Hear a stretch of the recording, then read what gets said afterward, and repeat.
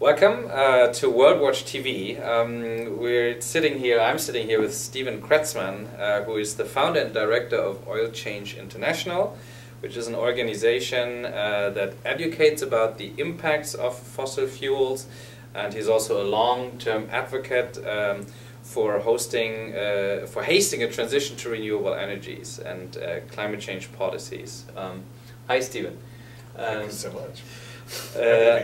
Stephen, you're working on fossil fuel subsidies. That's one of the key issues your organization works on. Please tell us a little bit about, what are the numbers that you're seeing in terms of worldwide subsidies for fossil fuels? Well, the headline is, at the moment, it's likely that global fossil fuel subsidies are in the vicinity of 750 billion annually, and possibly even 1 trillion or beyond, particularly if you get into quantifying things like the externalities. So this is a lot of money we're talking about. That's a huge number, yeah. How comes that some of the numbers that I'm seeing from the World Bank or IEA are usually a little bit slower, still shockingly high, considering we're 20 years after we've discovered a problem that's called climate change, all the money we're still pumping into this. But how comes, this is an incredible number. So most of the IEA numbers that are thrown around are, somewhere in between 400 and 600 billion annually, and that's the most common number that you see. That number is based on an estimate of consumption subsidies in developing countries only, and in fact was done on a study of just 37 developing countries. So there's actually quite a bit more that is there. The things that are missing are production subsidies, particularly in the global north, which probably total at least 100 billion annually, if not 150.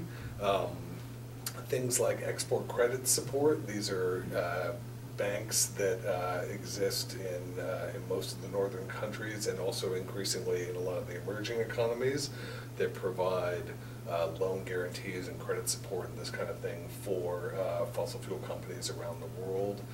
That's probably another 50 billion annually, just for all those. Multilateral development bank support, the World Bank, the Inter-American Development Bank, the African Development Bank, the European Bank for Reconstruction and Development, et cetera, et cetera. You're looking at probably another 50 billion annually in fossil fuel support. So these numbers just keep going up and up and up. And one of the problems we have, it's amazing that our governments aren't being clear with us about how much of our money they're giving to the fossil fuel industry on an ongoing basis. We think that transparency is sort of a basic ask here that really we don't have right now, and it would be great to get real disclosure from our governments about how much of our money is going to support fossil fuels. Mm-hmm. So you mentioned production subsidies, consumption subsidies. Now then, are externalities in addition to that, and what would be the numbers for those? Quite a bit higher. In the US alone, there was a study by the National Academy of Sciences which found that externalities in the US from the burning of coal, oil, and gas come to about 120 billion a year. That's US alone. It's mostly health costs. That's health costs, exactly, right. And so that's a globally, that's going to be a number that on its own would probably come to 1 trillion, frankly. Although no one, to my knowledge, has actually done that study, but it's going to be a very, very big number. Yeah, I saw a number once put out by the Chinese Ministry of the Environment, and it was a rough guesstimate, I guess, of how much the country pays for pollution, cleaning up pollution, and pollution-related healthcare costs, and that added up to about 10% of their GDP. The Chinese number. Right. Now that's incredible numbers. It should be pointed out, those numbers don't include climate change. Yeah. Right? And so the cost of adapting to climate change, dealing with all that's on top of all that. Right. And we know, of course, that number is increasing every day. We don't act on it, and the Stern review made that very clear. That's right. Now, if you look at these fossil fuel numbers and you relate them to the subsidies for renewable energies, very often we hear the argument, renewables only survive with massive governmental support, massive subsidies. Now we're learning from you that fossil fuel subsidies are in the trillions. Yeah. How does that relate? It's orders of magnitude smaller for renewables. IEA had a study last year that said that pegged renewable support at roughly 66 billion annually. Now, it may be that IEA didn't include the externalities there and didn't include some of the additional support. They probably didn't include multilateral development support, export credit support, but those institutions still overwhelmingly favor fossil fuels. And so I'm pretty confident in saying that number is still going to be orders of magnitude higher for fossil fuels than it is for renewables, unfortunately. Yeah. Now the G20, I think in Pittsburgh, not too long ago, actually decided on eradicating fossil fuel subsidies. We also have a Rio Plus 20 coming up this year. What do you expect, then the climate negotiations, of course, what do you expect from these different multilateral processes? Is there anything coming out of this ever? What's in the way of moving on it? Yeah.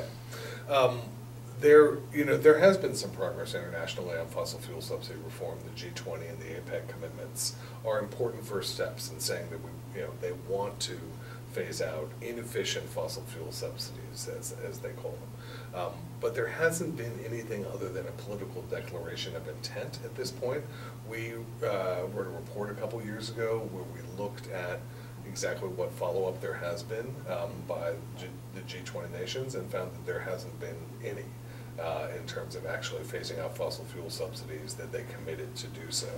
We're going to have new numbers on that in the near future. But at the end of the day, we need to now enter a phase where we're actually getting some meat on these bones, if you will, right? We need more than just words of intent. We need a timeline. We need some kind of a process that will actually result in fossil fuel subsidy reform. In the absence of a process, what we're likely to see is sort of the kind of thing we've seen up to date, which is some consumption subsidy removal in countries where it might be in their interest to do so for a wide variety of other reasons.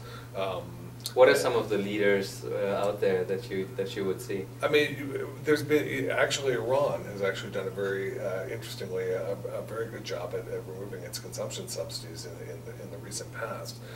There's been an effort to do so in Nigeria, which it wasn't driven by climate change concerns; it was driven by finance concerns. Indonesia is currently trying, having some difficulties, and the United States actually managed to remove some of its support for low-income heating assistance. But what hasn't happened is the removal of these subsidies to big producers of fossil fuels. And that's unlikely to happen in the absence of an international agreement, because everybody is worried that their companies would be disadvantaged versus everyone else's for extracting fossil fuels. And so that's really why we need some kind of international cooperation on this if we're going to make any progress. Final question. I mean, it seems to be such a no-brainer, right? We're talking about small governments. We're talking about the limits to budgets that we have. We're talking about bringing taxes down.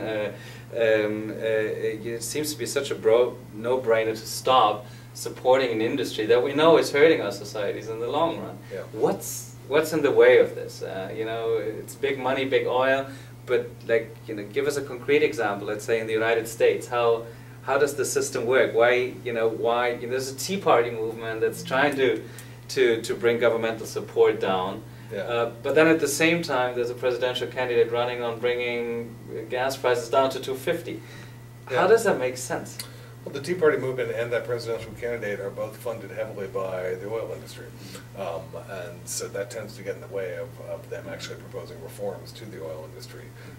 We run a campaign and a coalition in the United States called the Dirty Energy Money Campaign, and we call for what we call a separation of oil and state. And basically we're asking for members of Congress to stop taking money from the fossil fuel industry in terms of campaign contributions and stop giving it to them in terms of subsidies. So, in the last cycle there was somewhere like $25 million directly given in campaign contributions by the fossil fuel industry. Is that the biggest sector in terms of It's not the biggest. It's not the biggest. Banking's bigger. Pharma's bigger, but it's big, and particularly when you begin to count the other kinds of money, the advertising money that comes in via the sort of shadowy PACs and super PACs and everything. There's a lot of money there for fossil fuels. I mean, it was.